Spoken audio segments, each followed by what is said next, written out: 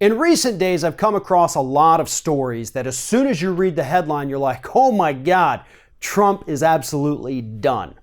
But then you read the heart of the article and you start to realize, what? That's not even close to what your headline would suggest. Such is a recent story about Omarosa Manigault Newman. According to the New York Daily News, Omarosa Manigault Newman may have secretly recorded conversations that occurred in the White House during her tenure with Donald Trump. The problem I have with this story is that the others who reported on it, in their headlines and their clickbait titles, made it sound like she absolutely did this and Mueller wants these tapes, we're going to make it happen, blah, blah, blah. Well, Mueller would want the tapes, and we do know that, so that part's accurate. But we do not know for certain at this point whether or not Omarosa actually did record these conversations. And it's this kind of, shoddy headline work, and I know there's the battle for clicks out there on the internet, but it's that kind of shoddy headline that makes people start to distrust the media. So anyway, having said that, having said my piece about how angry I got after I read the headline and then read the story, let me tell you the story. According to the New York Daily News, Omarosa may have recorded some conversations during her time at the White House. And that is actually coming from sources close to Omarosa, including her close friends. They said that she has a penchant for recording conversations. She does it all the time. She does it to kind of cover her own ass or to catch people in a lie that she can use against them later. Either way, they said this is her personality, so it's likely that she did this within the White House. Fair enough. However, we do know that the White House on several different occasions has told staffers they're not allowed to have their personal cell phones on them in the office. It happened recently and it happened again. It happened previously over the summer. They made their White House staffers turn in their phones. They told them to turn off their phones. So was Omarosa exempt from that?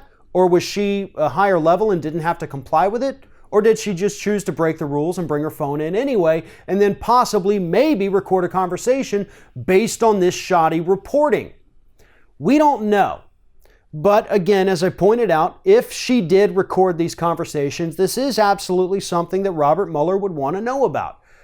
She is lawyering up, according to sources close to her in this article, because she fully expects to get roped into this investigation in the very near future.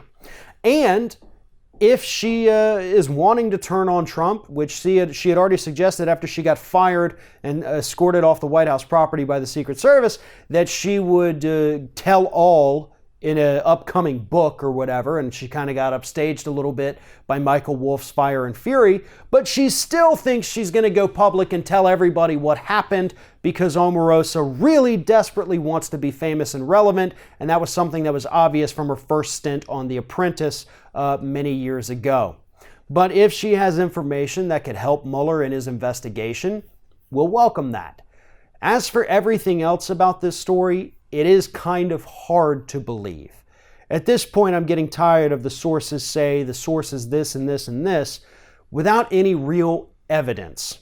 And what's even worse is when the headlines try to convince you that she absolutely did a thing, even though it's only speculation at this point. I'm hoping she recorded conversations. I don't think she would have recorded anything that had anything to do with collusion. I doubt that's something they talked about in the White House. But as far as financial crimes, potential money laundering, those kinds of things, violation of campaign finance laws, things that Mueller is already starting to look into, those could be relevant and those could help down the Trump administration. But in the case of these tapes, I'll wait and believe that they're real once we hear them. If you're thinking about subscribing to our channel, I strongly encourage you to do that. But if you're not thinking about subscribing, I would encourage you to start thinking about it, and then once you're thinking about it, actually go and do it. You can see the subscribe button right there on the screen, or if you're watching on a different platform, go to youtube.com/theringoffire.